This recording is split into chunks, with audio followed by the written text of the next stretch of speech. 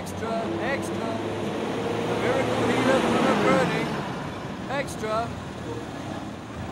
Extra, extra. 1,000 sick healing from Bruno Groening. Extra, extra. The latest news. Read all about it. Extra, extra. Read all the latest about Bruno Groening. Extra, extra. The miracle healer Bruno Groening. 1,000 seek help from him. Extra. Everything about Bruno Groening. Extra, extra. The night of the great healings. Here, I'll take one. Thanks. Extra, extra. You hear more and more about this Groening lately. I'd sure like to know what these miracle stories are all about. Oh, that's nothing. It's all a lot of nonsense. Groening is a charlatan. He's only taking advantage of people's gullibility. And besides, his miracle healer business, it's ridiculous. But you don't even know the man. I can well imagine someone having extraordinary powers that bring about healing. Oh, come on. You don't really believe that nonsense, do you? I think she's right. One shouldn't judge without knowing what it's really all about. And besides, I think he looks quite nice. Well, whatever the case, it's time to finally throw some light on the matter. Somebody ought to take on the task of looking into this man Groening and what's behind all of these alleged healings. Who knows what would all come to light? The night of the great healings. Extra. Extra. 1,000 seek healing from him. Read all about it. Extra.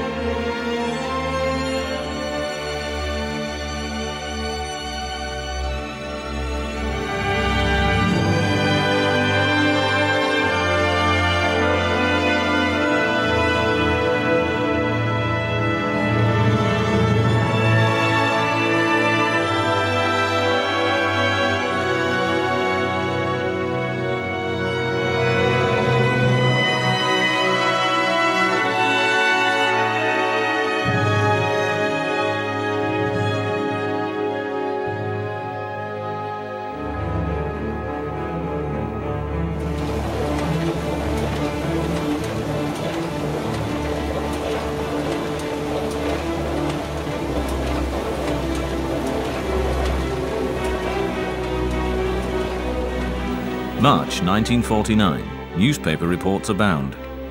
A little town in Westphalia suddenly becomes the center of public attention.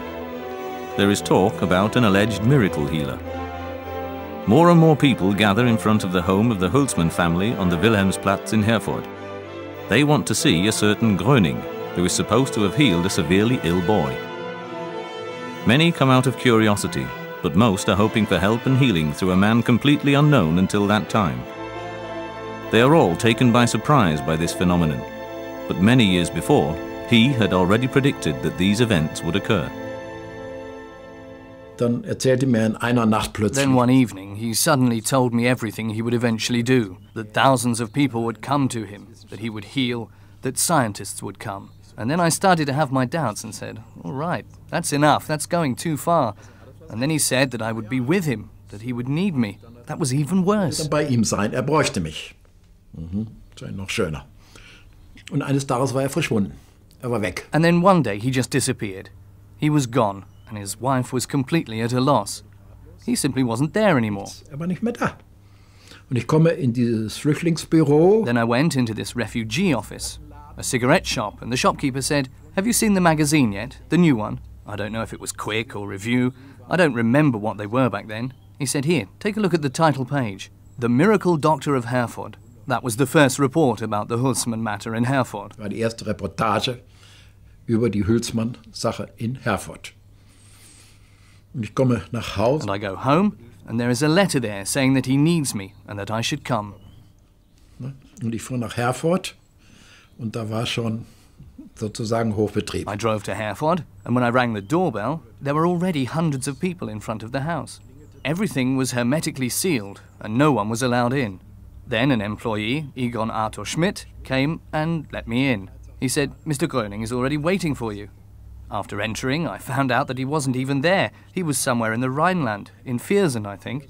Yet the backyard was filled with sick people. Im Hof hinten waren aber Kranke und plötzlich fingen dort die Heilungen an. And suddenly, healing started in the yard, even though he wasn't present. And as we later reconstructed it, at the same time he was healing in Viersen, the healings were also occurring there in Herford. Herford auch die Heilung. Und ich war... And I was filled with awe and amazement. It affected me so deeply that tears ran down my face. And shortly thereafter he comes in and says, "Well, what did I tell you?" Und sagt, na, was habe ich gesagt? It all began when Bruno Gröening took on the severely ill son of Mr. and Mrs. Hülsmann. They invited him to visit them after hearing of Gröning's unusual powers from an acquaintance. Litt an progressiver Muskeldystrophie. He was suffering from progressive muscular dystrophy, lay in bed and was no longer able to get up. That was what his parents told me, and that was also common knowledge. And according to the report, it was like this. Bruno came in and said, "Stand up," and the child got up, and afterward walked around, though in a handicapped way, but he did walk around. That's a fact that can't be denied. Nicht wegzuleugnen. Nicht? Also, das war ja eigentlich der Auftakt der ganzen Geschichte. So that was actually the beginning of the whole story. I wasn't with him at the time when the healing occurred, but I also lived in the Hülsmann house, and we were trying to organize things as much as possible. Gewohnt dann im Haus und wir haben dann also, soweit eine Organisation also überhaupt machbar It was war. mainly a matter of keeping the people out of the house who were, naturally, all pushing in to be with him personally. And it was hardly possible anymore. Hardly at all, you know. Ging da eigentlich schon kaum noch, ganz wenig. Ne? One of those seeking healing was Georg Nowak. He had suffered for 4 years from continual headaches. Neither treatment by a neurologist nor months in the hospital had brought him lasting relief. He was regarded as incurable. Wahnsinnige Kopfschmerzen, Tag und Nacht. Die hörten überhaupt nicht auf. Terrible headaches, day and night, they just never stopped. They affected me so much that I couldn't even walk straight. And then my colleague said to me, "Boy, that Gröening is here, a sort of miracle healer. Go and give him a try." Da habe ich, ach, sag ich, Mensch, wenn ein Arzt nicht helfen kann. Then I said, if a doctor in that big hospital in Hanover can't help me, why should I go to Gröening? That's ridiculous. I'm not going to go. Oh, but there are thousands of people. It's swarming with people. The place is overflowing. Just go. You don't have to be embarrassed. Just go. Alles ist voll. Geh doch mal hin, du brauchst dich doch nicht genieren, geh doch mal hin.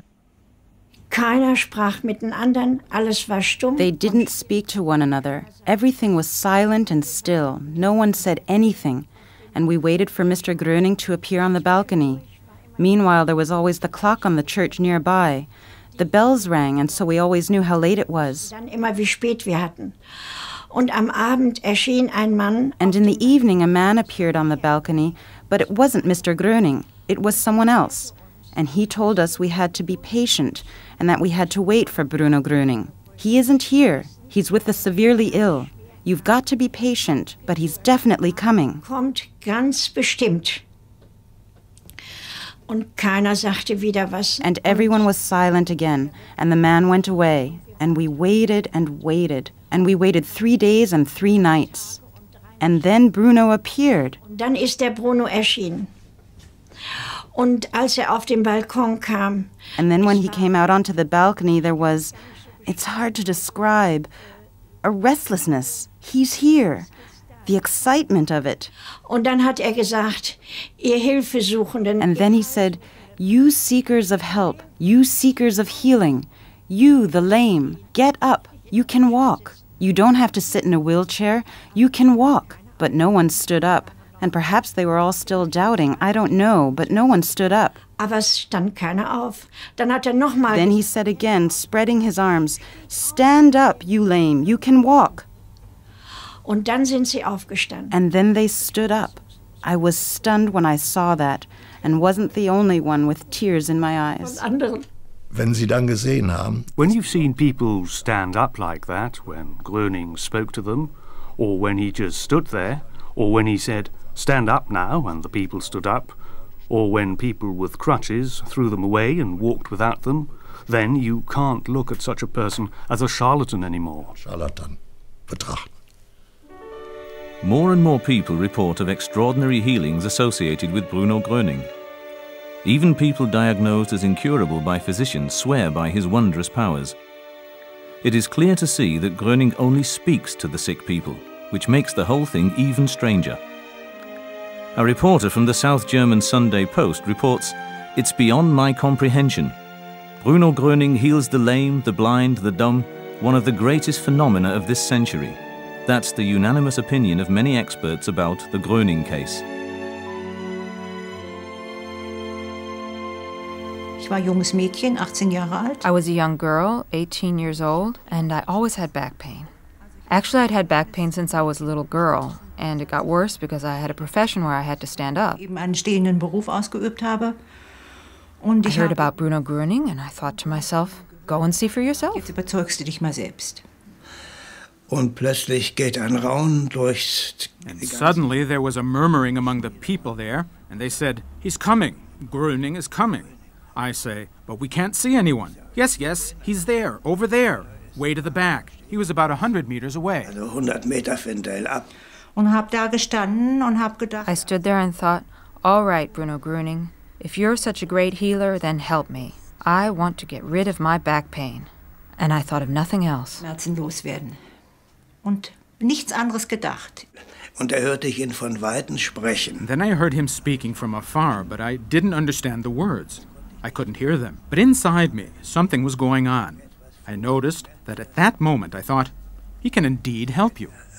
In dem Moment dachte ich, kann wohl doch helfen. Wie ein Strom. It was like a current. I noticed it down to my little toe. It ran through my body like a current. Plötzlich ging es im Kopf los. Suddenly in my head it was like when a stocking snags and a stitch runs down. That's how it was in my spine. 2 runs down into my legs, and then my arms and fingers. And after that, I was relieved and said to myself, man, you feel so good now. Mensch, du fühlst dich so wohl. Und bin dann nach einer guten halben Stunde weggefahren. Zurück wieder nach Bad And then after a good half hour, I rode my bicycle back to Bad Oeynhausen, which is a good 12 miles away, and then further on to my home, which is quite a way more, and my back pain was gone. Und meine Rückenschmerzen waren weg. Da bin ich losgelaufen und habe Bocksprünge gemacht. Then I started walking and jumped for joy, as they used to say. And I repeated, I'm healed, you know? And it was all gone. And I sang and I said, man, it's so great.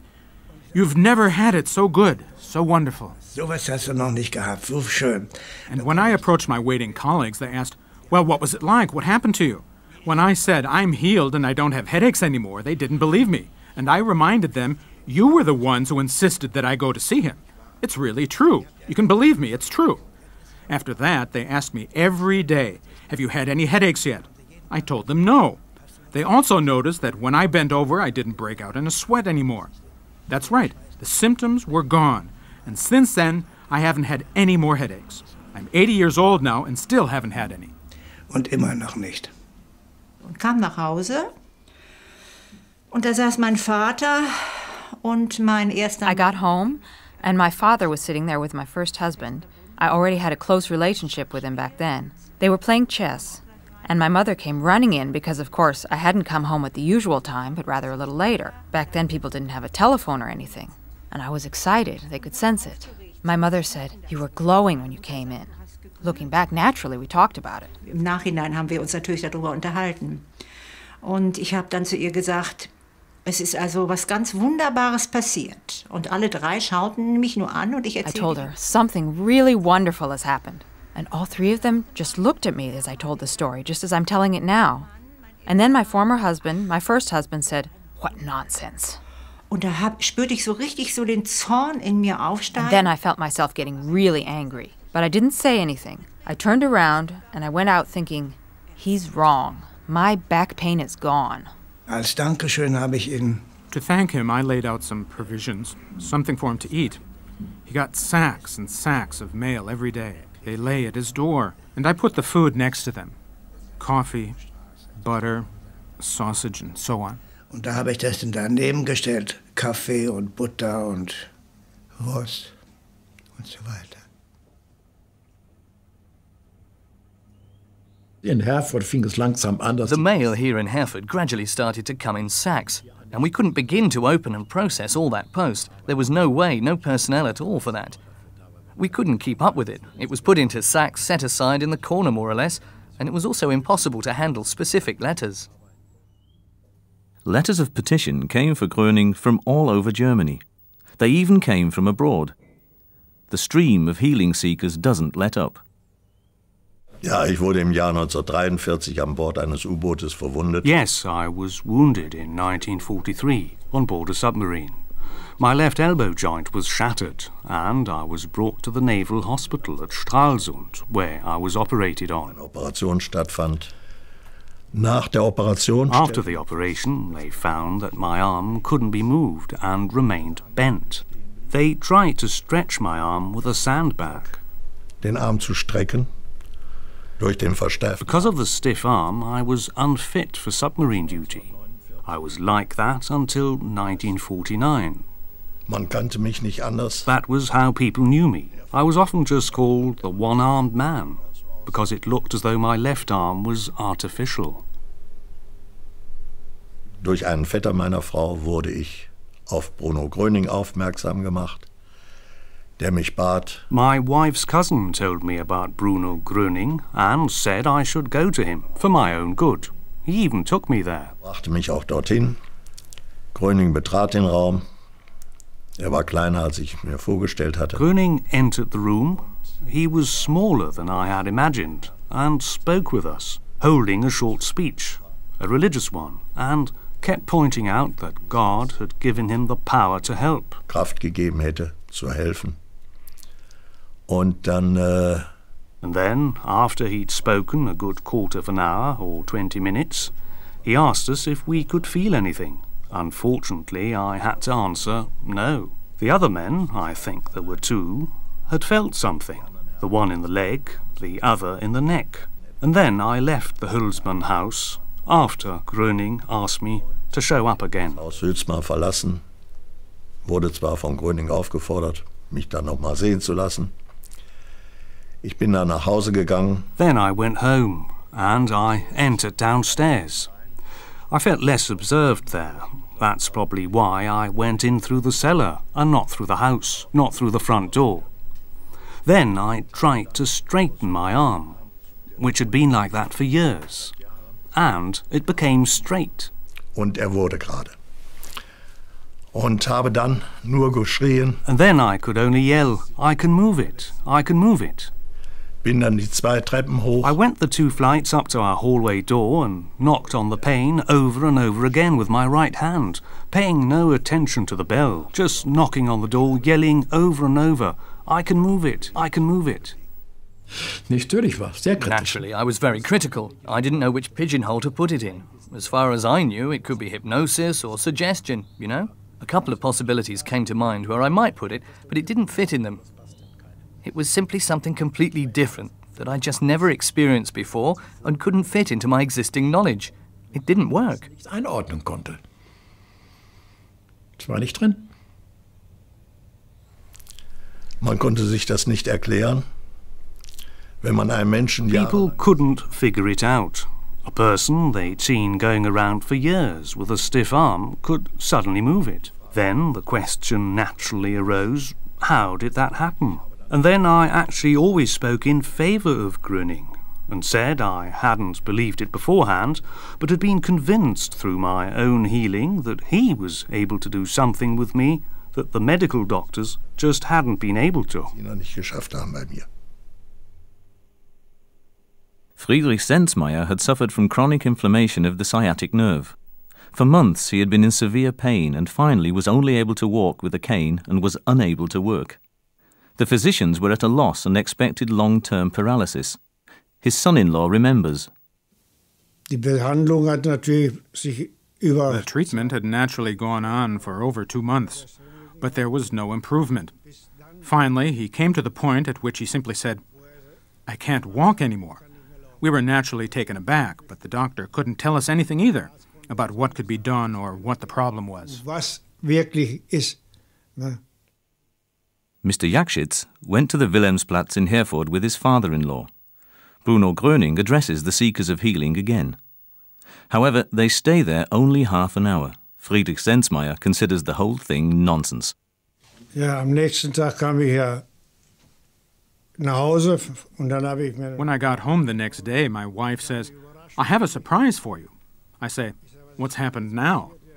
"Well, your father-in-law is in the garden digging." I say, do you have a screw loose?" I didn't really mean it. But yesterday, he was deathly ill. I'm telling you, go on and look for yourself. Ich musste, also einfach glauben wollte ich es nicht. Und war tatsächlich am Graben. I couldn't believe it. He really was digging. I say, "What are you doing? You'll get worse." "No," he says. "As you can see, I'm digging and have no pain." I say, "Grandpa, you're pretending, or do you somehow imagine? When I tell you, I also don't have my cane." "Well, where is it?" "In the kitchen." "How did you get out here?" Well, he says, like this, out to the garden and got my spade and started to dig. Was ich jetzt unbedingt wissen wollte, war ja... What I then absolutely had to know was, would it continue? And after about 3 months, there was still nothing at all. And he then went back to work. And I thought, that's impossible. Ja, das gibt's doch nicht. Ja. The rush to Bruno Gröning continues to grow. Some see in him a new messiah, others consider him a charlatan. The medical profession, above all, proves to be more than skeptical about the Gröning phenomenon. Mein Vater ist oder war Arzt und My father is or was a physician. And, well, there were many doctors' sons among my friends in the neighborhood, and we had some intense discussions at my house about the charlatan. Of course, with traditional medicine versus miracle healer, there was bound to be trouble.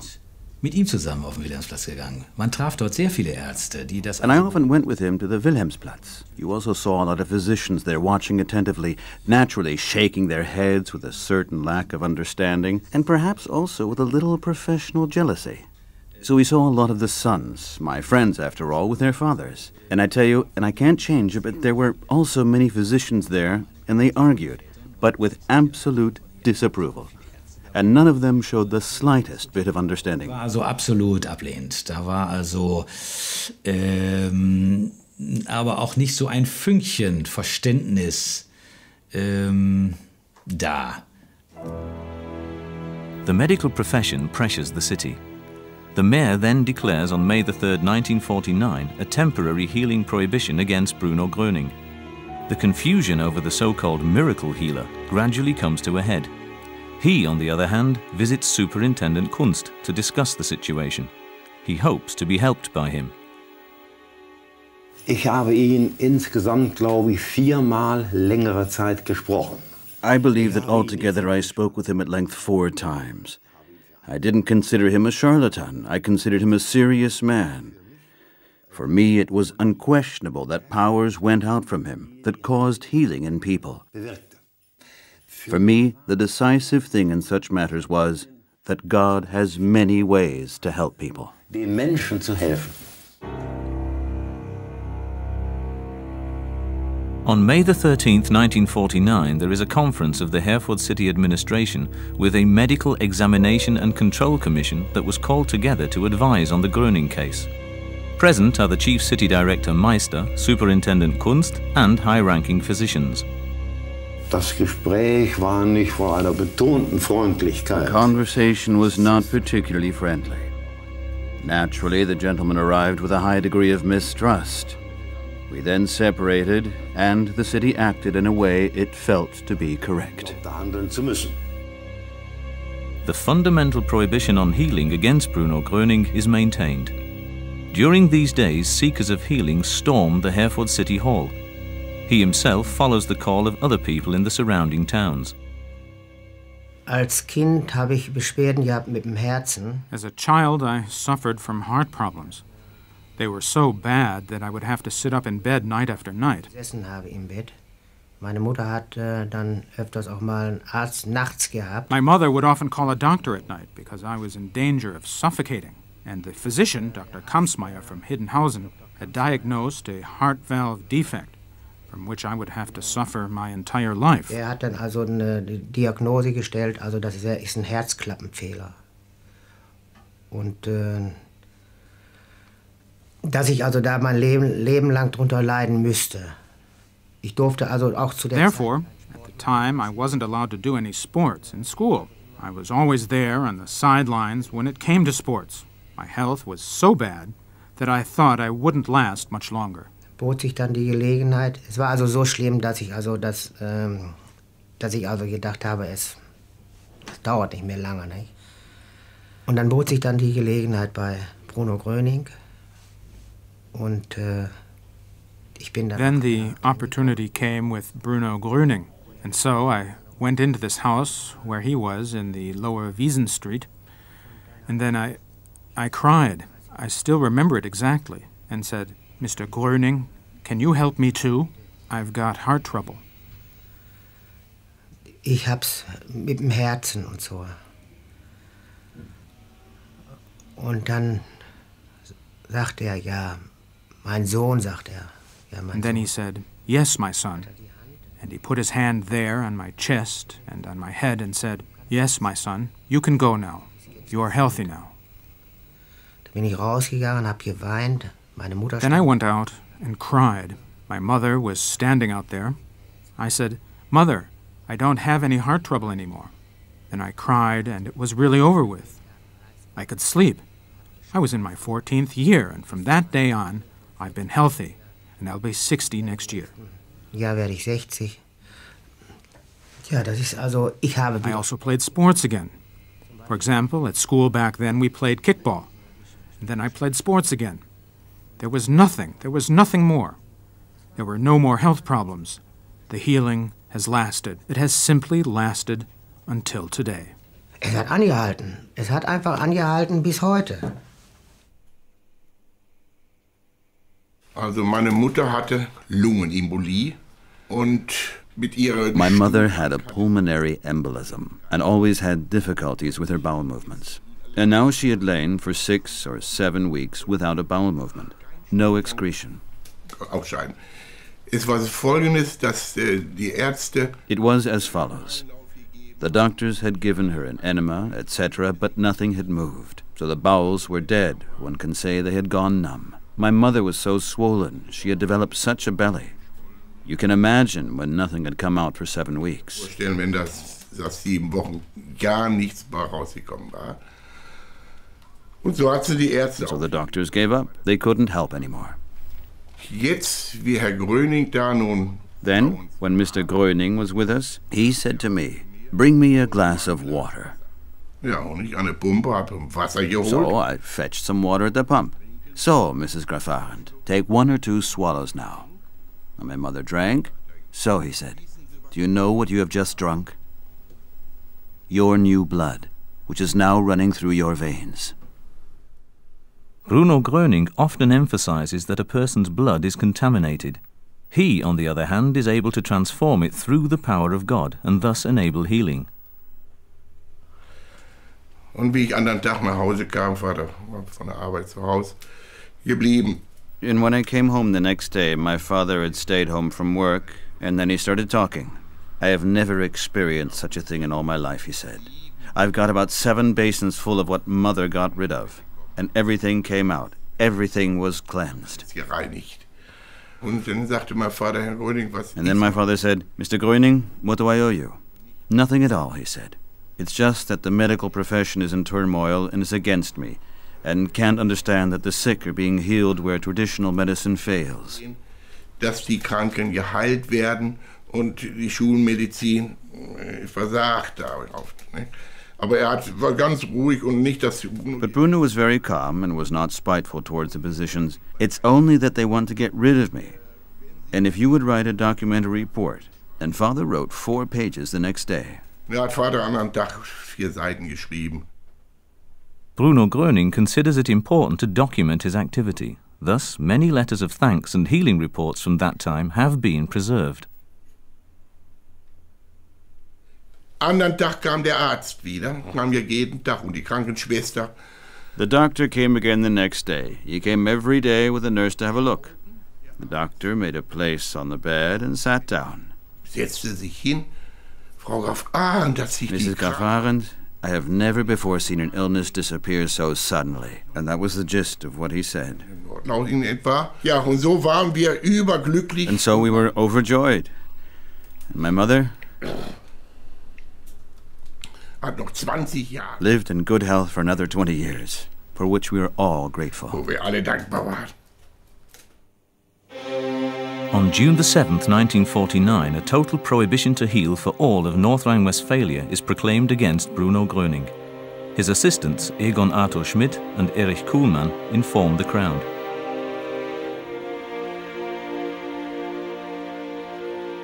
The situation becomes worse and worse for Gröening. All his efforts to be allowed to speak to the healing seekers are thwarted. Also aufgebracht wurden die So the Leute. people became angry about the prohibition on healing. What happened then? There was the confrontation with the city director, I think that was what he was called, and with the police. And then the people protested because they wanted to forbid him his activity. So actually everything was always in a state of flux. Also immer alles in Bewegung eigentlich.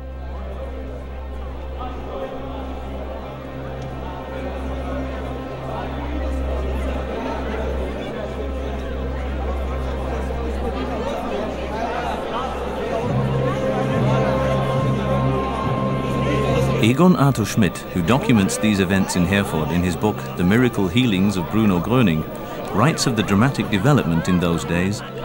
In spite of the prohibition, more and more seekers of healing came from afar. The pressure on the authorities by those people who were in profound physical and emotional misery became stronger and stronger. Delegations were formed almost daily, which even went to the private quarters of the then incumbent Deputy City Director, Wörmann.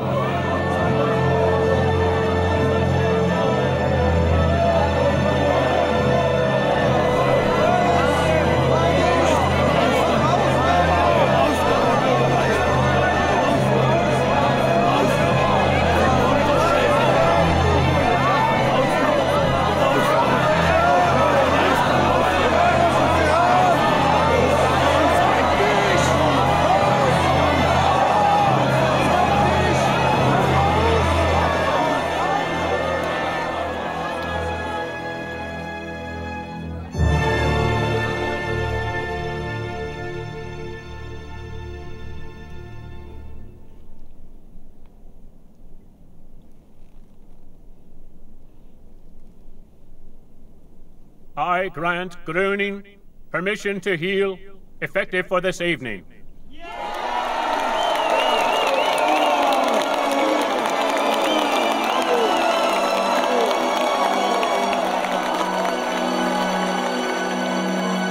Wörmann succeeds in calming the crowd and in causing them to retreat. However, the hope and joy of the help seekers is short-lived. The prohibition is effective again the very next day.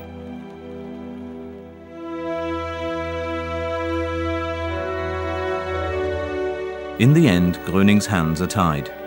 He is greatly disappointed over the lack of understanding for himself and his activity. He acts accordingly and leaves Herford, but not without leaving behind a lasting impression. Ja, hat eigentlich eine Epoche auf diesem Gebiet eingeleitet, würde ich sagen. Yes, he actually initiated a new era of spiritual healing. With very few exceptions, he was actually... I don't know of anyone at all who did spiritual healing, and he was a pioneer, because he got the ball rolling. You can follow exactly how it went, how suddenly it became a topic of discussion. And it wasn't like that at all before, except in a few theosophical or anthroposophical and esoteric publications that had already been around at that time. But that was it. But he brought it to the public. It became a subject of public discussion, and then later something that the scientists were concerned with. Öffentliches Diskussionsthema, und auch wo sich dann nachher Wissenschaftler mit beschäftigten. Das fing damit an, dass meine Frau in einer Zeitung oder in einer Zeitschrift einen Artikel... It started when my wife read an article on Groening and his activities in a newspaper or magazine. She handed me this article and said, maybe you should really do a report about that, which we can publish in the review. Well, we weren't the editors, just the publishers. But still, the editors were very interested in accepting our recommendation. War die Redaktion sehr interessiert daran, unseren Vorschlag zu akzeptieren. They made the initial contact with Groening. The review correspondents Heinz Bongartz and Helmut Laux are to take over the journalistic side of the matter. The review decides to contribute to the scientific clarification of the Groening phenomenon. Research on the healing method of the miracle doctor is to be conducted at the Ludolf Krehl Clinic in Heidelberg under the patronage of Professor Dr. Weizsäcker. Above all, the Marburg psychologist and physician Professor Dr. H.G. Fischer is responsible for the scientific investigations. They promise to give Bruno Groening a certificate if the result is positive. That is supposed to pave the way for him to work freely. Es sollte ja hier getestet werden, kann heilen oder... Here they were going to test whether he could heal or not. That was the purpose. It was supposed to be an absolutely clinical test to prove his ability to heal. That was the purpose. And he agreed to that and said, yes, I'll do it. And we went to a villa in Heidelberg in a kind of closed test. That is, he wasn't allowed to carry out healing anywhere else, but only with patients brought to him by the university clinic. Die ihm von der Universitätsklinik zugeführt wurden. First of all, the fundamentals of the Groening phenomenon are investigated. Above all, the focal point is the scientific examination. However, Mr. Kindler is very quickly impressed by Bruno Groening. Nun ja, ich glaube, der Dünkel einer Gruppe von Ärzten, die erstens aufgrund ihrer akademischen... I believe that they were simply an arrogant group of physicians who thought that they knew everything in the area of human illness, based upon their academic and scholarly education. And they were naturally stunned that here was a man to whom people literally rushed without his doing anything, and that there weren't 5 patients, nor 20, nor 50, nor 100, but rather thousands of patients who flocked to this man. Sondern Tausende von Patienten auf diesen Mann einströmten. Das ist ja That's hard for a doctor to understand. It really is hard to understand, and for them especially. And he had no training as a healing practitioner. He had none at all. He wasn't stupid. He was intelligent. He was no intellectual, but he was intelligent and not stupid, and could express himself clearly and intelligibly. Verständlich ausdrücken. Und wie gesagt, war auch bemüht. And, as I said, he took the trouble to speak to people. But he was no chatterbox, on the other hand. My God, I don't want to imply that. No, not at all. That wouldn't be in line with his humility. No, no, no. So, I think that the doctors just thought, well, all that's simply unbelievable. After all, we should be able to do it better than him. And so we'll shut him up in the adjacent room and have our patients come, and then he can come to them. Then we'll surely get to the bottom of all this. He's perhaps just a charlatan after all. Maybe it's all coincidence, perhaps only mass suggestion. Doch nur alles Massensuggestion. But I wouldn't believe that. Würde ich aber nicht glauben. From hundreds of letters of request, patients are chosen from the Ludolf Krehl Clinic. Danach wurden diese Patienten in diese Villa gebracht. After that, these patients were brought into the villa and later seated in a circle. He stood in the middle. Back then, there were huge tape recorders and everything was recorded on tape from an adjacent room. It took a great deal of technical effort. It wasn't as simple as today, and several doctors were around to take blood pressure and pulse. And then Bruno Gröning began. But I can remember only one case. It was a female patient with chronic constipation, a constipation which couldn't be helped. And during the treatment, it started, and she had to go out. Nun ging das schon los, musste sie schon raus. The success with Else Jost is made public in the newspapers as an extraordinary event. The most impressive, however, was the Strobel case. He had suffered for years from Bechtereau's disease, which had led to a total stiffening of his spine. In addition, he was plagued by severe pain while walking and climbing stairs. Within a very short time, he is free of pain and can move about freely. Mr. Zelter, who was also a patient from Heidelberg, was examined by Professor Dr. Weizsäcker and diagnosed with a serious nerve disease and chronic inflammation of the spinal cord. Mr. Zelter was able to stand up for only a few minutes before collapsing. He was given only 5 years to live. One evening, while we were sitting in a circle in the hall, he suddenly stood up, said nothing, and went out. I looked and looked. Where was he going? And there he was going up this wide, steep, winding staircase, up to the first floor. That was an open stairway all the way up, and there he was going up the stairs all by himself, like a completely healthy person. When we arrived there, he couldn't have done that. And then he came back down without stopping. He just pranced down the stairs and then carried out his regular work until he was 65, completely normal.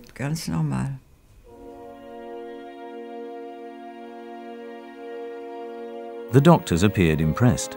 In the review, Professor Dr. Fischer comments very favorably in a preliminary opinion on the results of the Heidelberg investigations. He attributes Gröning's obvious successes to a natural talent. However, he attempts to explain everything from a psychological point of view, although the healing of the Bechtereau's disease in the Strobel case, for example, can hardly be placed in this category. He says Bruno Gröning is not a charlatan, nor a hypnotist, nor a miracle doctor.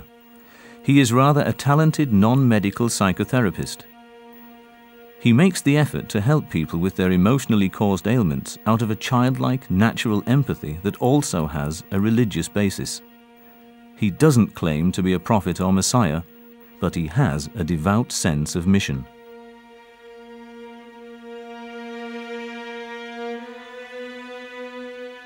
Professor Dr. Fischer then makes Gröning an offer that he does not, however, accept. Gröning wants to remain true to himself and his path and doesn't want to be restricted. He later writes in retrospect about this. Sanatoriums were supposed to be put at my disposal in which physicians too would be working. This was so that all cases could be checked in the greatest detail, so that further confirmation would be available not only for the public, but also for the medical profession. Professor Fischer, however, demanded from me a monthly salary of 3,000 marks, plus high daily expenses. And in addition, I was supposed to obligate myself to hand over to Professor Fischer 30% of all the beds. This was because, as he explained to me later, he would be able to register 30% of all those healed as healed by him. That is, be able to clock up 30% of all those healed under his name, and as being due to the effect of psychotherapy. I wasn't able to declare myself in agreement with this suggestion of Professor Fischer, and rejected it because I, 1, didn't have a single cent with which I would have been able to fulfill my financial obligations toward him, and 2, had never considered making a business out of the whole project.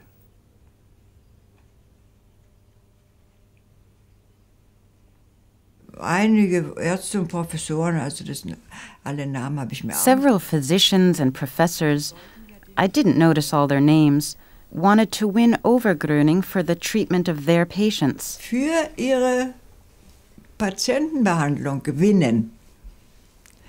Aber das ist But naturally, that turned out to be for their own profit. Ausgegangen. Und das hat der Gröning einmal gesagt. Wer diese And Gröning once said, "He who has received this talent, it is a gift from God and cannot be sold. As soon as I accept money, this gift will be extinguished." Das Geld annehme, erlischt diese Gabe. Groening's refusal is interpreted negatively. He doesn't receive the promised certificate.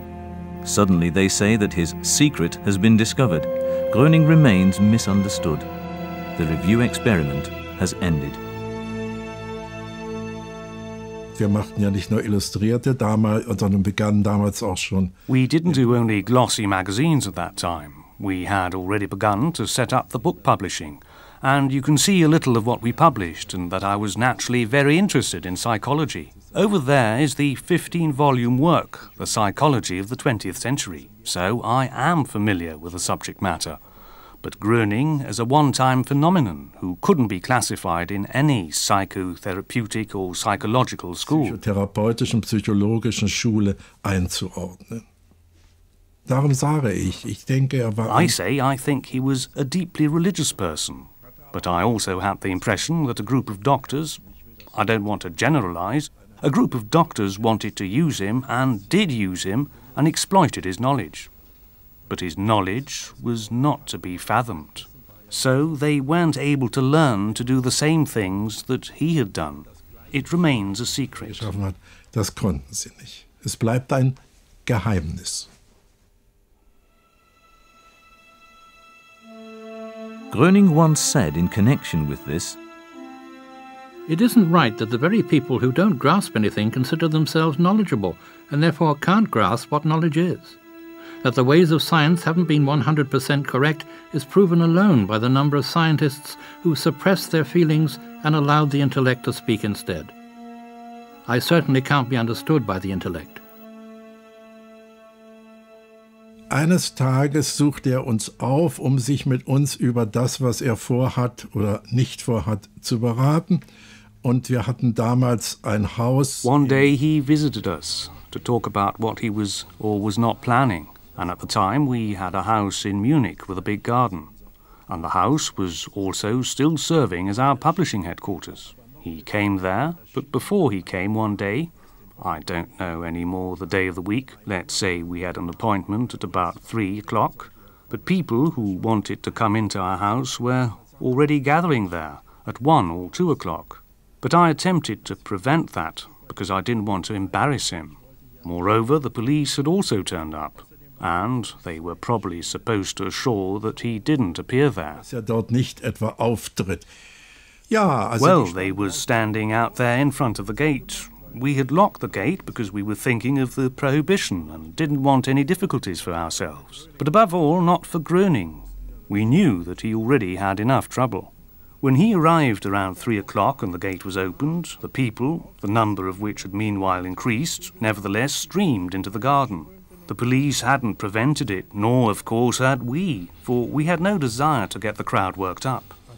So we were concerned with the somewhat unpleasant thought that people were standing there who weren't to be let in, you know. Schöner Gedanke, der uns da beschäftigte, dass da Menschen standen, die man nicht reinließ. Ja? Nun gut, also sie kamen. All right, so they came in and were in the garden. And we went with Groening into the house and sat down, my wife, he and myself. And the three of us held an intensive conversation, the details of which I can no longer exactly remember, or of which I can only remember little, if anything. Wer genau erinnern kann oder überhaupt nur noch wenig erinnern kann, aber der Eindruck war... But my impression was that a humble, believable, good-natured, cooperative man was sitting there, that we would gladly help, if it were at all possible for us. ...beistehen würden, soweit das überhaupt in unseren Möglichkeiten lag. Und ich erinnere mich an eine Kleinigkeit. And I remember a small detail, that I was sitting there with crossed legs, and I don't know how, but the conversation turned to bodily functions. And he said, would permit himself to say, perhaps one should, perhaps I shouldn't do that. That wouldn't be organically good. It would be better if I just sat there in a casual way.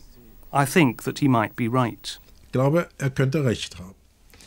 Ja, und dann schließlich... Well, then the conversation naturally turned finally to the prohibition against him. Basically, what could one do? Which lawyer could handle it and so forth? But above all, should I go out and tell the people, please go home? I say, we can't treat the people like that. And he was of the same opinion. He also said, I can't get around the fact that people want to speak to me, but on the other hand, I have to conform to the prohibition. so I'll go out and say something, namely that I just can't say anything.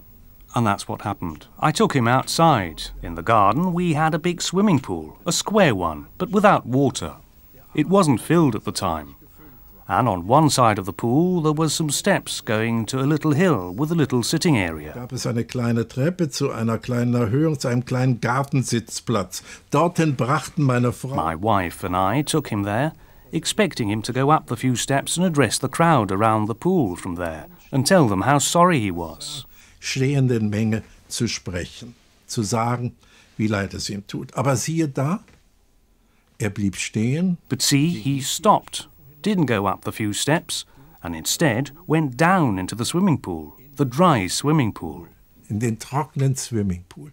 Das fanden wir. We found that touched us immediately. And I must say, I find it also psychologically so interesting that instead of speaking to the people from above, as we'd expected, he went down and spoke up to the people around him. Zu den ihn umgebenden Menschen spricht. Es war eine große Stille. It was very still, and he just said how sorry he was and how much he hoped that it would change again, that he would be allowed to devote himself to patients. But today he couldn't do that yet, and that they should understand that he could not act in violation of the prohibition. But then he said he'd like to say goodbye and moved toward people who were especially in need of him, on stretchers and in wheelchairs, and gave them his hand, saying, "Get well soon." Und in den Rollstuhl. Und denen gab die Hand und wünschte ihnen gute Besserung. Und siehe da, einer von den... And see, one of the people lying on a stretcher got up and said, "I'm well, I'm well." And in the wheelchairs, admittedly, people do often sit in wheelchairs who are only partially, who just can't walk properly. In any case, several stood up from the wheelchairs, and it was deeply moving to watch. Next to me was a physician who turned toward me and said, "As a physician, one is ashamed of one's helplessness." Und sagte, als Arzt schämt man sich ob seiner Hilflosigkeit.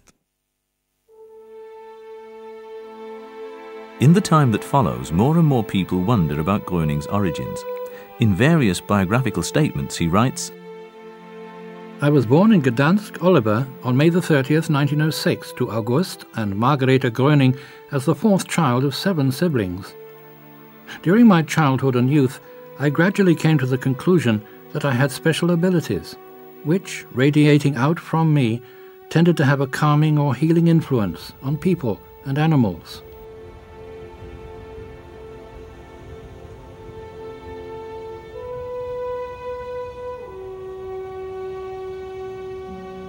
My relationship with the family was strange and tense. However, my imprisonment in the family house didn't last long, because I early and very often freed myself from it.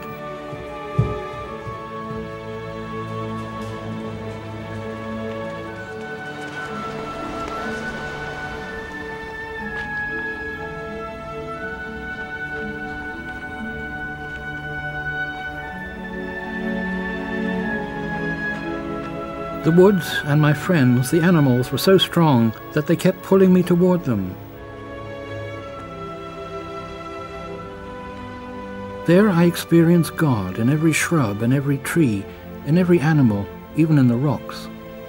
After a short time there, I'd feel secure, for there I wasn't so alone. I also came to the conclusion as a child that animals usually considered shy or vicious were good-natured and tame when with me. I spoke with all animals. In short, we got along very well together.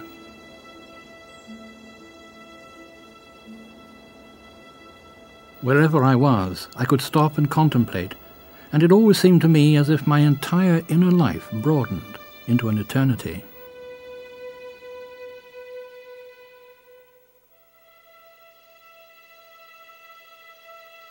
In the family home, there was very little understanding towards little Bruno. He was often beaten and dismissed as crazy. Bruno ist mein Cousin. Und meine Eltern erzählten das. Bruno is my cousin. My parents said that as a small boy, he was already a strange sort, as they say. He went walking in the woods a lot, and one day he started collecting bread. His parents wondered why. And he said that he had to collect and dry out the bread to bury in the woods, because he believed, or that's what he said, that a war was coming and that they'd need something to eat. Das im Wald vergraben. Und weil glaubte oder hat das auch gesagt, dass ein Krieg kommt, dass sie später eben was zu essen haben. Ja, und die Eltern. His parents were surprised by that, but didn't think much about it because he was a little different from his siblings anyway. Darauf gegeben, weil ja sowieso ein bisschen anders war als seine anderen Geschwister.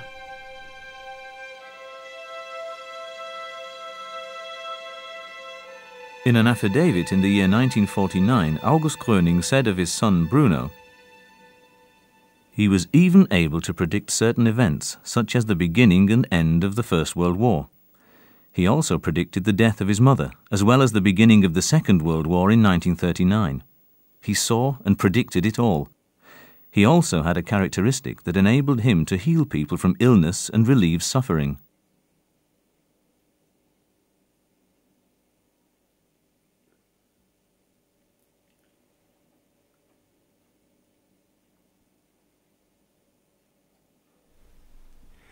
Und das ist sehr interessant für uns auch gewesen, über solche Sachen. And it was also very interesting for us to hear about such things, about when he was a little boy. His mother even took him along to hospitals because the patients asked, "Bring little Bruno along." When he comes to us and sits here and talks to us, such a profound calm comes over us and we feel much better. Ruhe über uns und wir fühlen uns ganz besser.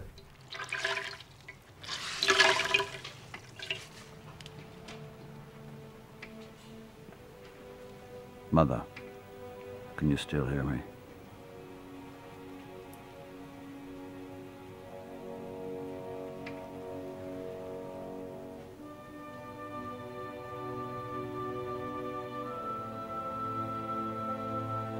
Grandma, you won't die. You're healthy. Bruno Gröning continues in his biographical writings, "Even when I was a small child, people were freed from their illnesses in my presence, so I was continuously attracted directly to sick people.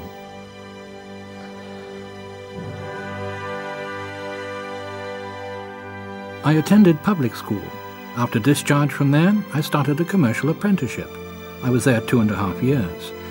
I had to give up that training at the request of my father because it was my father's wish for me to learn a building trade. I followed the wish of my father and learned carpentry.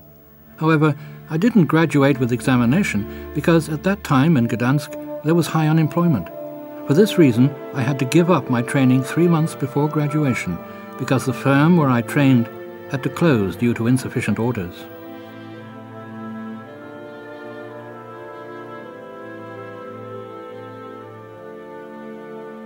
Later, people often reproach Bruno Gröning for not being able to complete his vocational training in the turmoil of that time, regarding it as a sign of instability and incompetence. In 1925, the 19-year-old was able to establish a carpentry and furniture shop and became self-employed. He was able to keep the business going for 2 years, but was then forced to give it up due to the bad economic situation in Gdansk. After that, he tried, like many others in the difficult time between the 2 world wars, to earn money as best he could, and was willing to do any kind of work.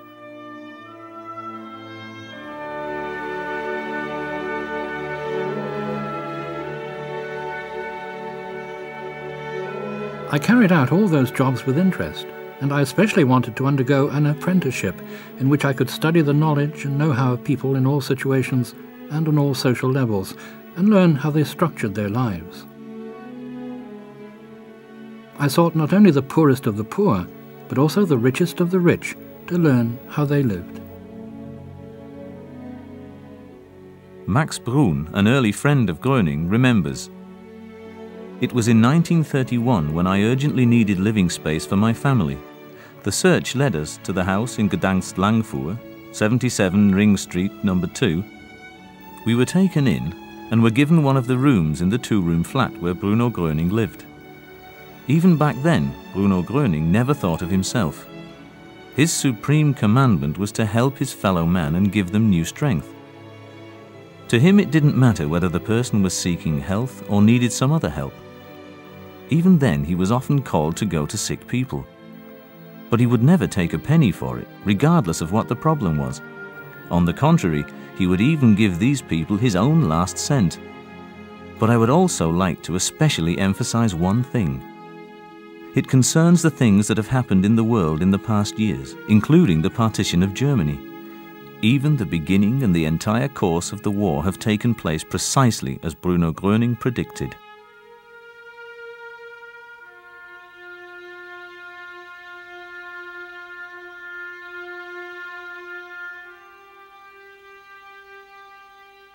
Ernst Kohn also testified to Gröning's extraordinary abilities. Mr. Bruno Gröning had already helped many people through the forces radiating from him, making prognoses that were always correct. I experienced Bruno Gröning's healing power during our years as neighbours in Gdansk-Langfuhr. I was often freed from pain.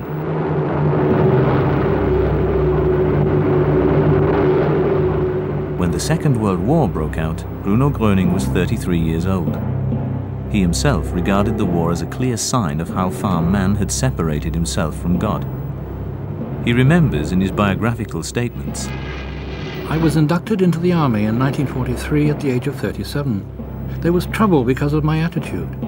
For example, a court-martial was considered because I had stated, whether you send me to the front or not, I will shoot no person.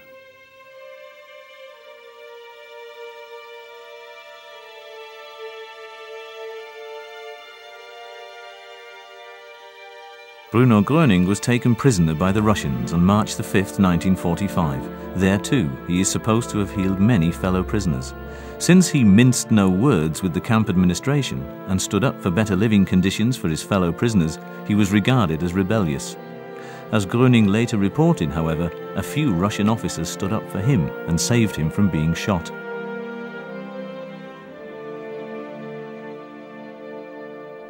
Hat mir einmal gesagt, wie ich in Russland in Gefangenschaft. He once said to me, when I was a Russian prisoner of war, I made life easier for many of my comrades. And the Russians themselves came to me and said, you're a second Rasputin. Sie sind ein zweiter Rasputin. Ich habe Herrn Leis, der auch im Gefangenenlager von Bruno Gröening war. I knew Mr. Leis, who had also been in the prison camp where Bruno Gröening was, very well. And he confirmed that Bruno Gröening had even then helped many people who experienced recovery and help, and that he had been through a lot with him. Und hat vieles mit ihm erlebt. Auf der Heimfahrt von der Gefangenschaft im Eisenbahnwaggon. Da ist mir der Bruno Gröening begegnet. I met Bruno Gröening on the train when returning home from imprisonment. We even lay next to one another. Not right away, but after a time he told me all the things he could do and that he was a miracle healer. And he told me all about what he would eventually do. And when we finally separated, he again told me more things. And then I said, you're crazy. You've got a screw loose. Okay, du spinnst ja, du hast ja einen Vogel. Okay. In December 1945, Gröening was released from the prisoner of war camp. He picked up his wife and went to Dillenburg. However, she didn't want to hear anything about his healing abilities, and a short time later told him that he had to choose between her and the help seekers. That led to a separation. Bruno Gröening continues in his biographical writings, in West Germany, I set up, along with other refugees, the Organization for Displaced Persons. I was also a member of the Housing Commission, for I felt obligated to help the people further. The war had left deep scars everywhere. Its devastating consequences were just becoming visible. 17 hours of incessant attack. All the people were lying on the ground. Then the next day, or during the night, I'm not sure anymore, my hand was paralyzed. I couldn't bring a spoon to my mouth anymore. The shock, you know? Der Schreck, versteht Sie? Und nicht, dass ich geweint habe über den And Verlust. it wasn't that I was crying over the loss of property. You have to be happy that at least you weren't burned up with the house. Also, und diese And my lame hand was treated as well as possible, but it was still lame. was möglich war. aber sie war immer noch gelebt. After the turbulent days in Herford and the scientific investigations in Heidelberg, Bruno Gröning is invited by Mr. Harvard in August 1949 to his stud farm, the Traberhof, near Rosenheim. He wants to withdraw here for a while to avoid the tumult surrounding him. At first, he succeeds in keeping his stay a secret. However, after the first newspapers report on his arrival in Bavaria, the news spreads like wildfire. Well, it really looks very good, Mrs. Bernhardt. I think with the tablets we'll soon have it under control. But I've already been taking them so long. I realize that, Mrs. Bernhardt. Just trust me. Well, get well soon and stop by again next week. Thank you, Doctor.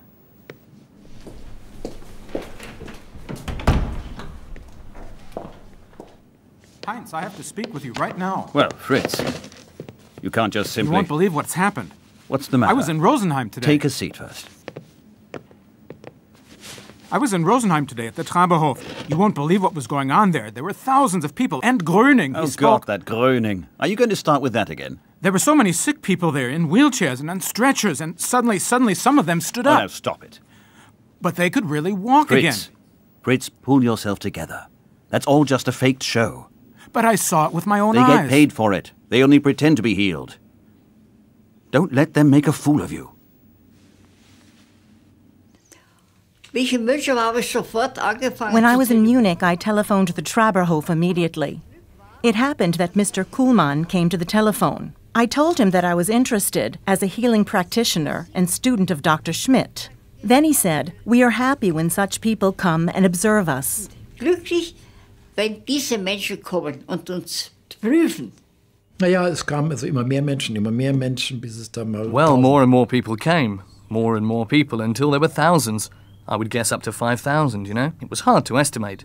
And then the healings took place again, perhaps an even greater number. One always had the impression, the more people, the more healings. Je mehr Menschen, je mehr Heilungen. Ne?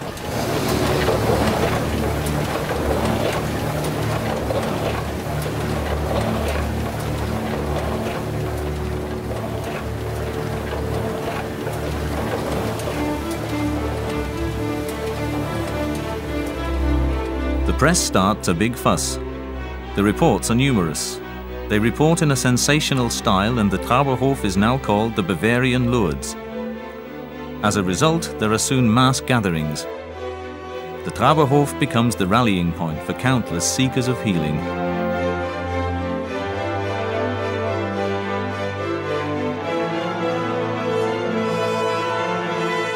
The Traberhof suddenly becomes Gröning's first healing center.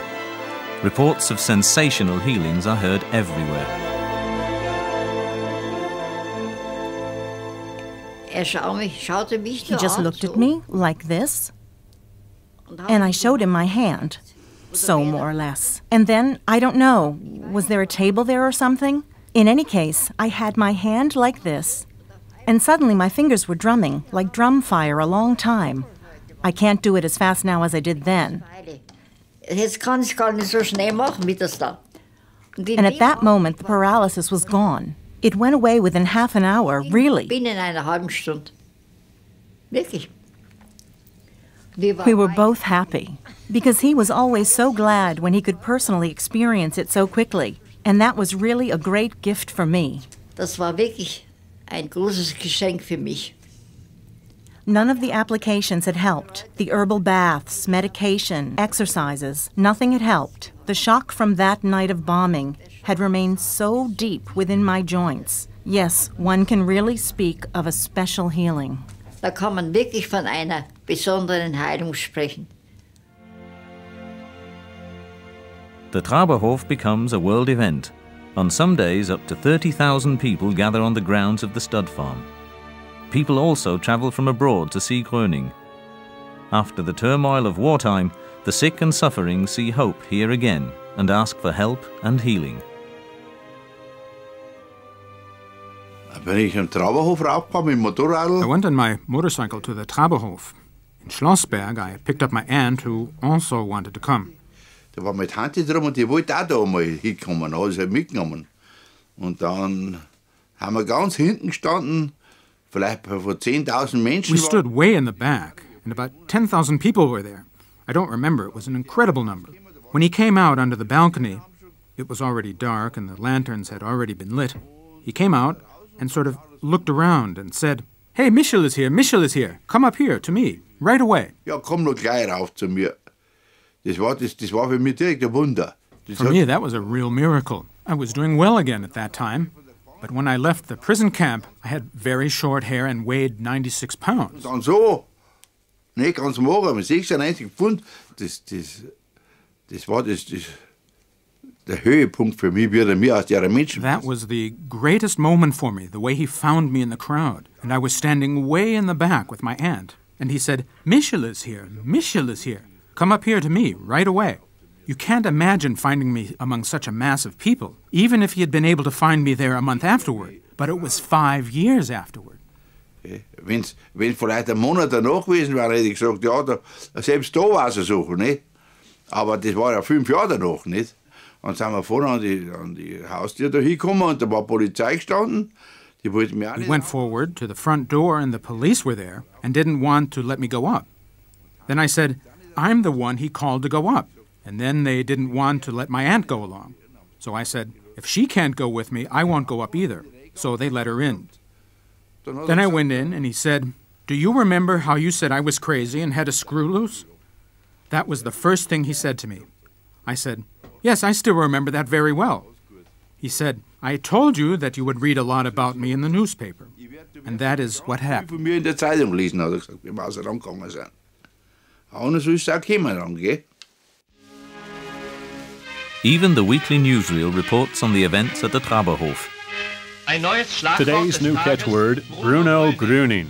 The man who attracted attention with his strange healings in Herford, Westphalia, has meanwhile moved to Rosenheim in Upper Bavaria. Since then, the crowds of healing seekers and the curious have been camping day and night in front of the Traberhof, Gröning's current residence and workplace.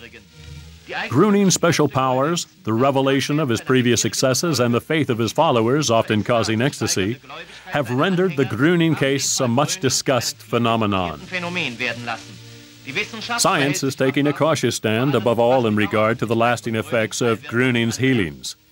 Scenes like this are the side effects of the Gröening cult, often brought about by the effect of other influences. Yet, they all wait hour by hour, often day by day. People with all kinds of ailments squat in gloomy, silent rows, and only when Gröening appears does this review of misery break ranks.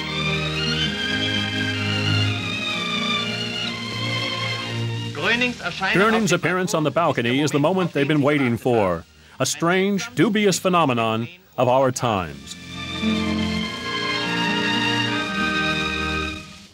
Ich wurde bei der Infanterie als Hunger. I was severely wounded on July 4th, 1943, as a radio man in the infantry. It would be too much to list the individual wounds that I had. In any case, I was severely wounded. The most important thing was my brain injury. I was shot in the head, and the fragment was operated out in 1946. But the essential thing was that I was partially paralyzed on the left side. My whole body was filled with pain, and I had a terrible time walking. So all I could do was stumble along. Meanwhile, I went for treatment at the Brain Injury Center in Munich. However, the head physician, Dr. Volnia, a very good doctor, was unable to help me at the time. He tried something new every day, with medication, with massage and the like, gymnastics, everything was tried. In the end, he used morphine, but that too didn't work.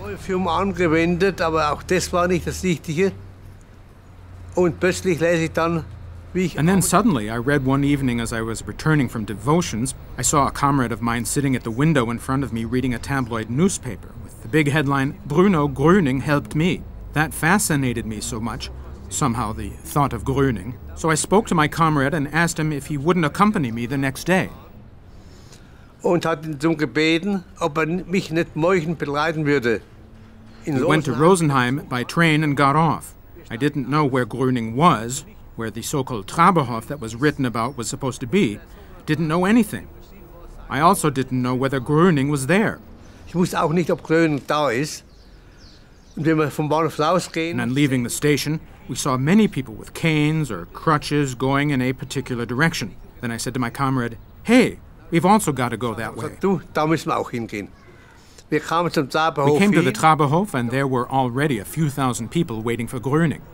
No one knew whether he was there or not. Er wusste, ob da ist oder nicht. Wenn man auf dem Balkon stand. If you stood on the balcony, you could see only people. It was crawling with people. Unimaginable. So full, I tell you.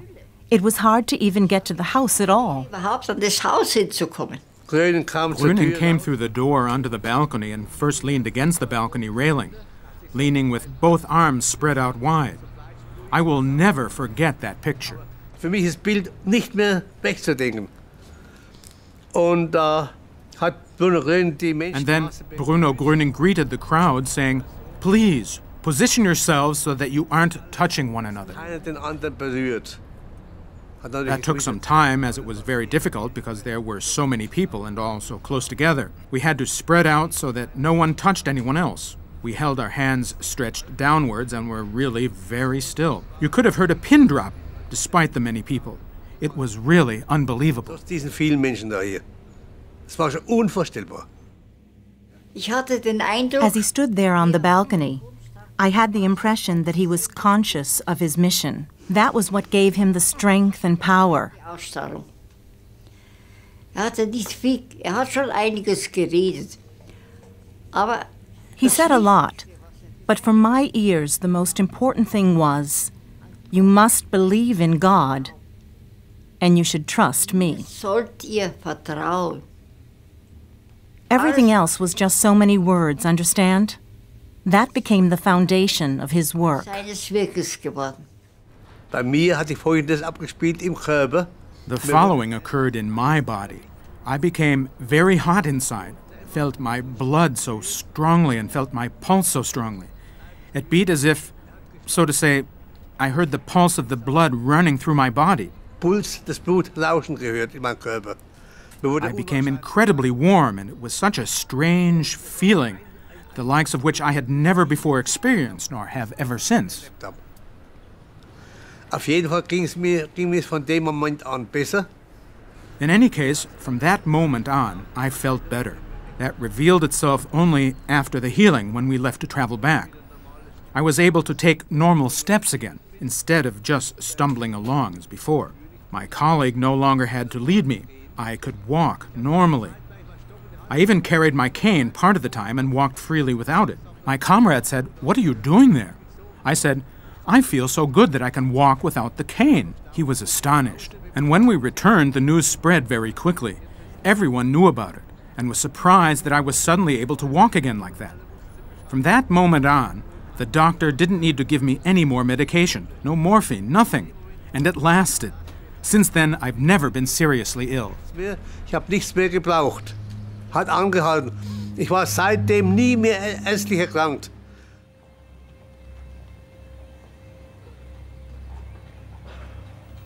I am not here to hold big speeches, but to mediate help and healing. Don't think about your ailments. Observe your body and ask yourself, what is happening in my body? Do you feel something going through your body that you haven't felt before? I want you to know that you are all children of God. The only physician, the physician for all human beings, is our God. Only He can help. But He only helps the person who has found the path to Him, or is ready to go on that path, to take on belief and live with it. You don't have to believe in the little groaning, but you have to have trust in me and thank God for His great deed, for His great power, for His splendor. I don't want the gratitude. And so I wish all of you standing here the best of health. Throw away your illnesses and take on health. This will happen in the name of God. The best and greatest gift in this earthly life is not riches, not money, but rather health. I call you to order. I want you to lead a healthy, good life as God has intended, and to no longer associate with that monster, with evil anymore, nor to come to terms with it. No, repudiate it.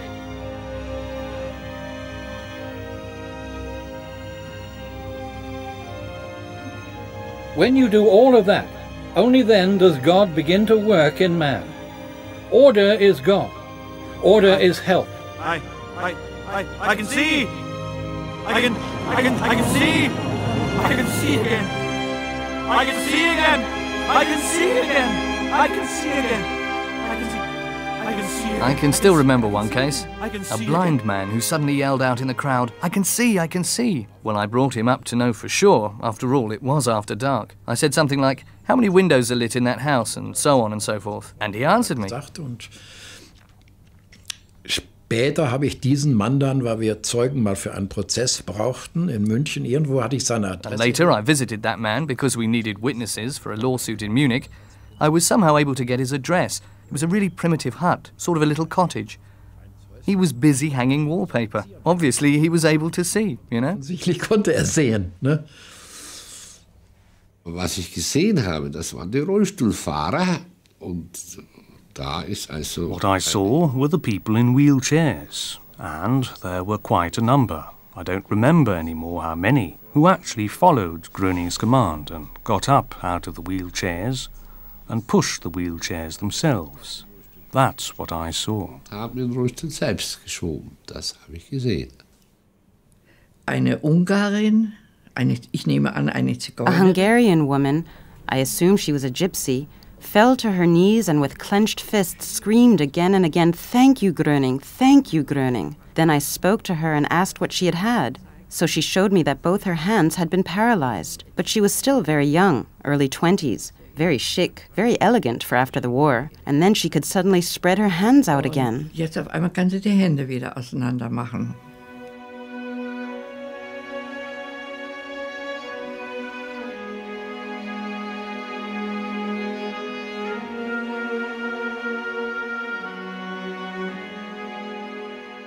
Im Pferdegestüt am Gatter habe ich mich da ein bisschen zum Ausruhen angelehnt.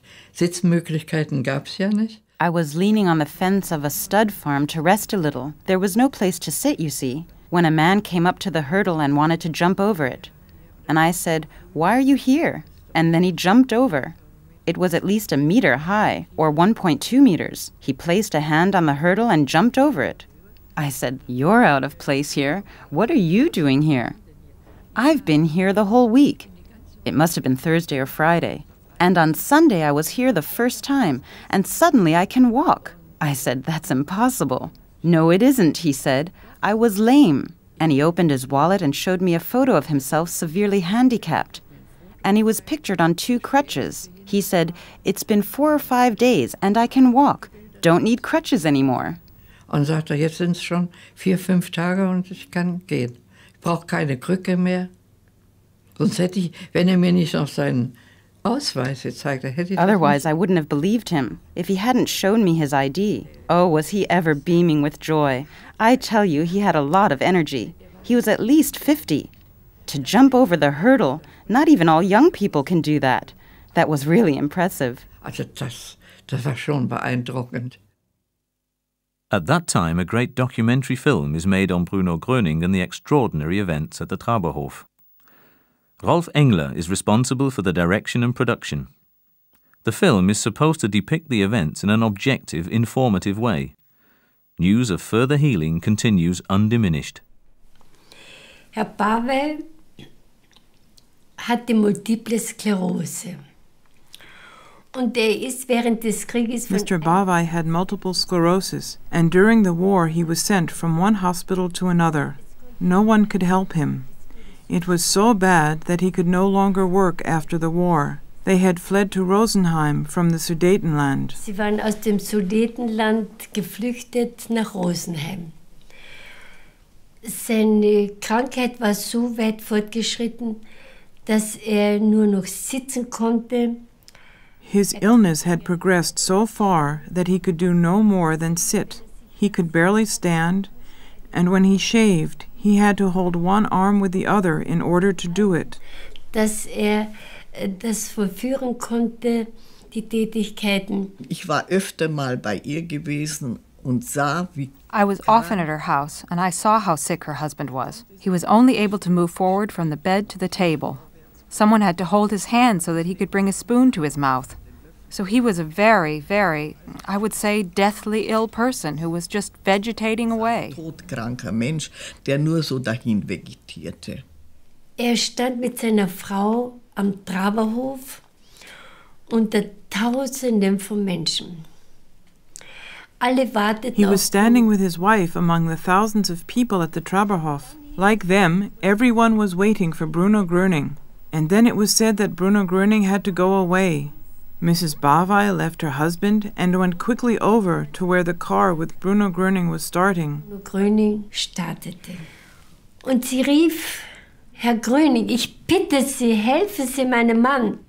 She called out, Mr. Gröning, please help my husband. She asked from the bottom of her heart.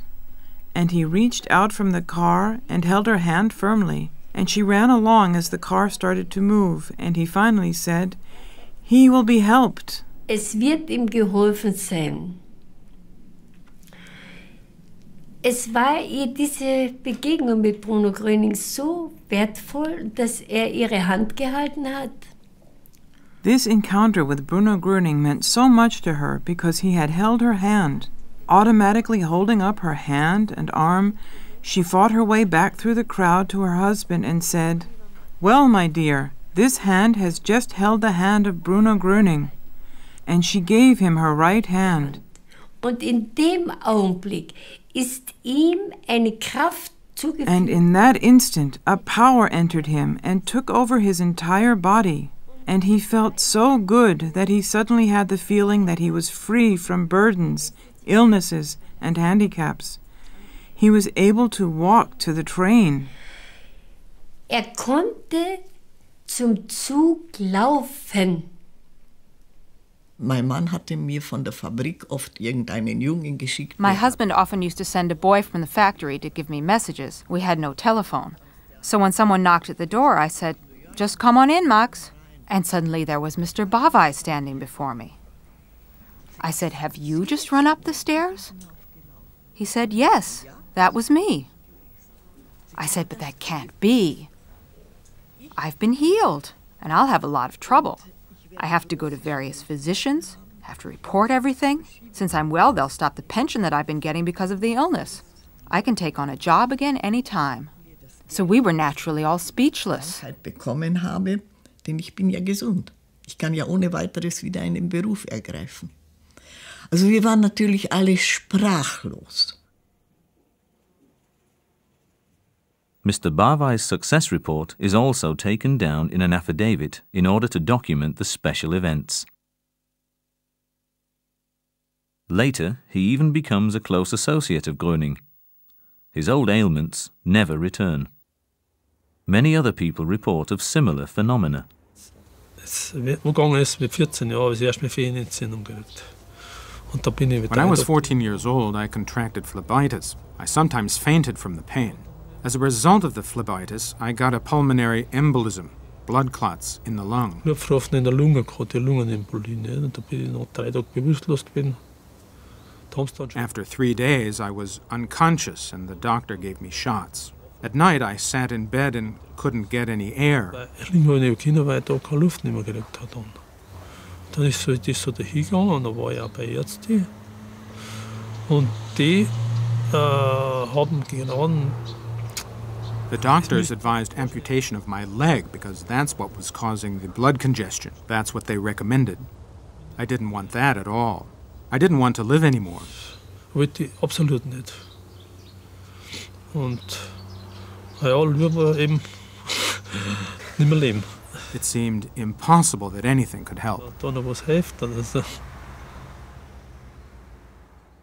Mr. Wanderwitz is one of the many healing seekers at the Traberhof. He stands in the midst of the crowd, hoping that perhaps he can still be helped through Bruno Gröening.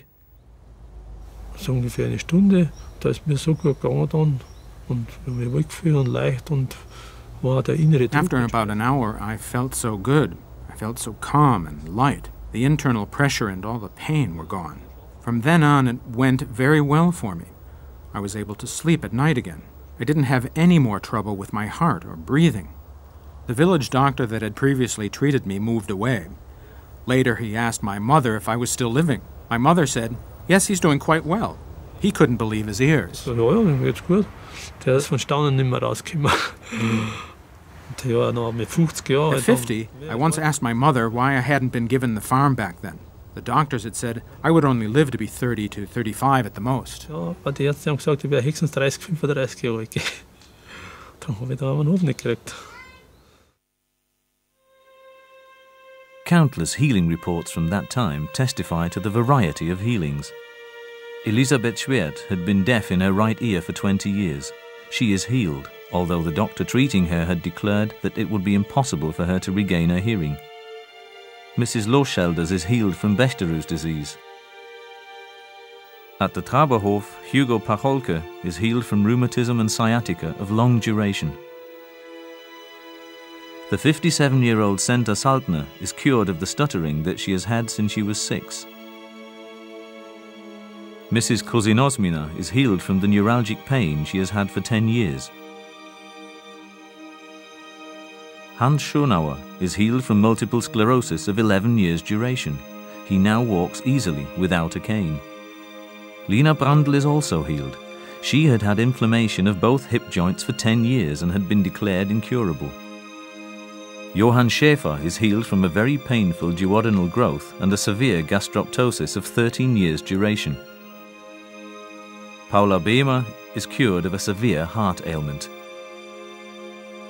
Johanna Bayer suffered from asthma for 20 years and had such shortness of breath that her heart was in danger of failing. Her healing is even confirmed by doctors.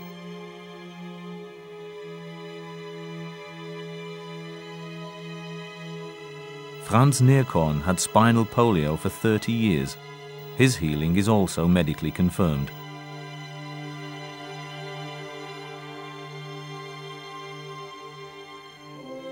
On August the 31st, 1949, Bruno Gröning holds a press conference which he himself called in the gaming room of the Traberhof. He asks the journalists to report objectively and truthfully and to stop further sensational reporting. A short time later, a positive attitude of the Bavarian ministry towards the Gröning case is published in several newspapers. Prime Minister Erhard declares that one shouldn't allow the work of an extraordinary phenomenon such as Bruno Gröning to fail through legalistic nitpicking. Gröning's healing activity is regarded as a free activity of love. Meanwhile, the healings at the Traberhof continue. Im Ort da war eine Frau, die war blind. Die Frau Haberland. There was a blind woman in the town, a Mrs. Haberland. A person in the neighboring town was blinded in the First World War. They said I should take them along. Aber die haben halt auch alles probiert, nicht? Jetzt, dann haben sie gesagt, ich soll es doch mitnehmen raufgehen. Und wie ich dann zu ihm reingehen. When I arrived, he said to me, I told you not to bring anyone with you. I said, they begged me so that I couldn't say no. Das habe ich halt auch nicht mehr nachsagen können und dann haben sie halt mitgefahren.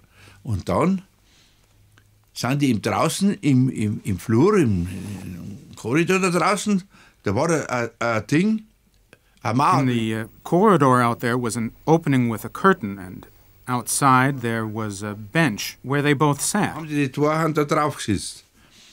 Und dann ist rausgegangen. He came out and he peeked through the curtain.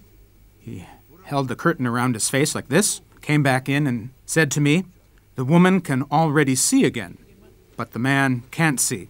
His optic nerves were destroyed in the war. The woman can see again, but she still has to come again often. Die siehst schon wieder, hat er gesagt. Aber der Mann, der sieht nicht mehr. Das sind die Sehnerven hin. Das ist vom Krieg irgendwie, hat er gesagt, oder was. Das sind die Sehnerven kaputt. Aber die Frau, die sieht wieder. Aber die müssen da öfters kommen, hat er gesagt. Na, hat mir der P.A. reingeregt. Und dann ist er reingegangen wieder in die Bude. Und ich bin nachher durch den Vorhang durch und zu der... I was curious too and went through the curtain to her. Then the woman said to me, Yes, Michel, I can see again. A white Spitz dog is running around out there. They had a white Spitz at the Traberhof. Now, I have to go to the bathroom right away, she said. She could see again. Jetzt muss ich gleich aufs Klo gehen, hat sie gesagt, gell? Dann ist aufs Klo rausgegangen, die hat wieder gesehen, gell? I went down to the cafe where her son and son-in-law were. I told them that their mother could see again, and they were very happy. Nein, die sind ganz glücklich gewesen, ganz selig, gell? Und dann geschah etwas Sonderbares. Er war sehr müde geworden. And then something strange happened. He had become very tired, and in the room there was a wing chair. He sat there totally exhausted, really exhausted. Then Mr. Kuhlmann quietly creeps up to him and says, "Please, Mr. Gröning, look. There is an ambulance down there, a double-decker." Auto, zweistöckig. Dann hat ein bisschen gewartet, ist langsam He aufgestanden. waited a little while and slowly got up. Then I went over to him. I was sitting only about as far as you are from me. And I stood up and said, "Mr. Gröning, may I accompany you?" He said, "It would be a pleasure. Please stay behind me." Bleiben Sie bitte hinter mir. Also dann blieb ich die ganze Zeit hinter ihm. So I stayed behind him the whole time and witnessed how he wasn't very tall, slipped into this double-decker bus with the severely ill. They were the poorest of the poor, and he was so loving to them. He kneeled down and spoke with them. I'll never forget it. You could sense his love. Ich werde das nie vergessen. Man spürte seine Liebe. In time, many German physicians turned to Gröning. They addressed the uneducated man with great respect. Dr. Erwin Perleg, general practitioner, asks Gröning in the name of several severely ill patients to visit his practice. Dr. Guido Roth, general practitioner, requests help for his daughter who is suffering from polio. Dr. A. Kaufmann, surgeon, gynecologist and radiologist, wants to visit Gröning with a special patient of his. Dr. Josef Keifel, general practitioner and homeopath, makes a formal request for an audience with Gröning for 2 patients. Dr. A. Molenaar, general practitioner, writes, "Dear Mr. Gröning, since I, as a general practitioner, have among my sick patients several who you could certainly help, and who without your help would hardly have a chance to get well and would continue to be bedridden, I am inquiring as to whether I can bring these sick people to you, or if you could come to us." Dr. Oskar Feth asked Gröning to visit his Kneipp Naturopathic Institute. The German Healing Practitioner Union in Schleswig-Holstein requests a remote healing from Gröning.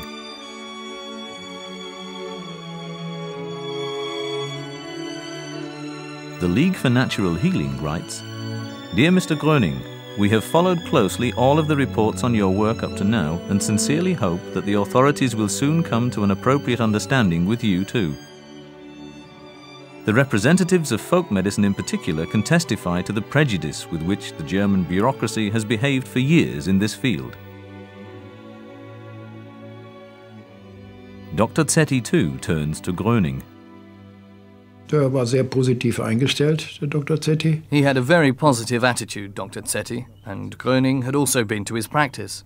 Dr. Zetti had often gone to the Traberhof, and he was very impressed and was absolutely convinced.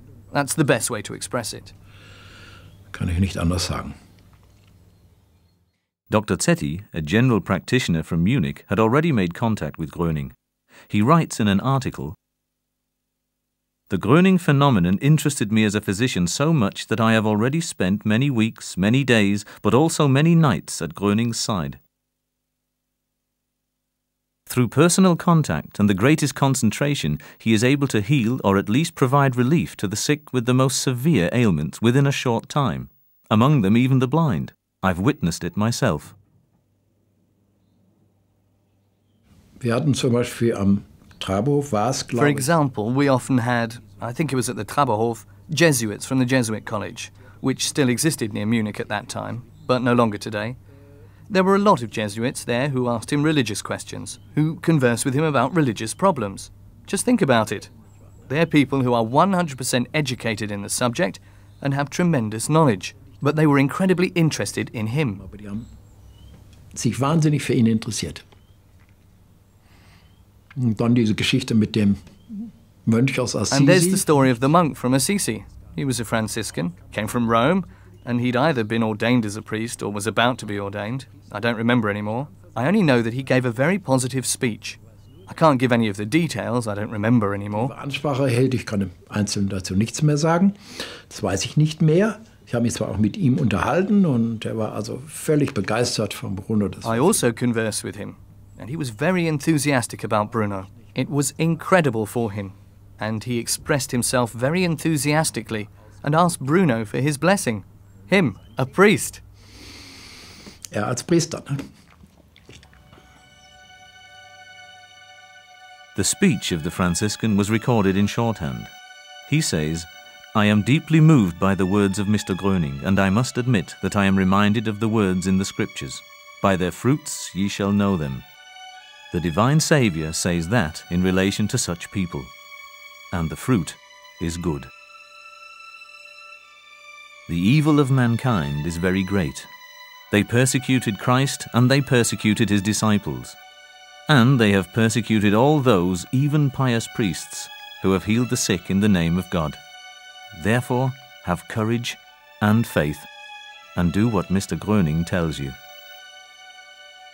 And when physicians and scholars who are opposed to him answer that he has no degree behind him, it is laughable, for God doesn't allow himself to be told what to do. As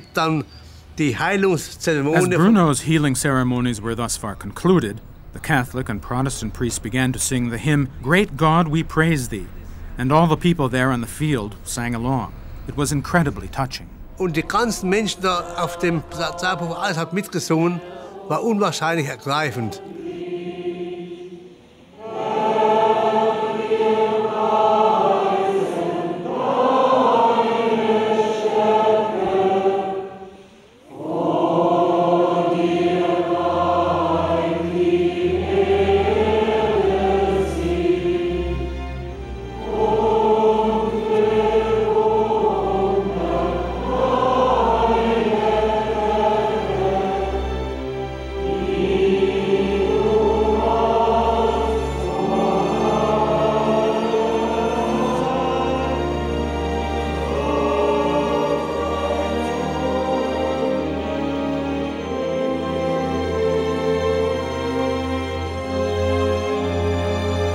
Traberhof has now been a place of pilgrimage for some time.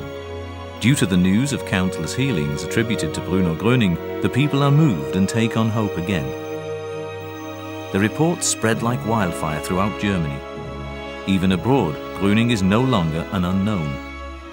Whether out of curiosity, a longing for the sensational, or a genuine desire for healing, the people stream in ever-growing swarms to the Traberhof, that which he himself had never strived for, but which had been triggered by the sensational reporting of the media, now reaches its climax. The mass gatherings, however, also awaken the forces of opposition. Soon, the tide will have turned for Bruno Gröning.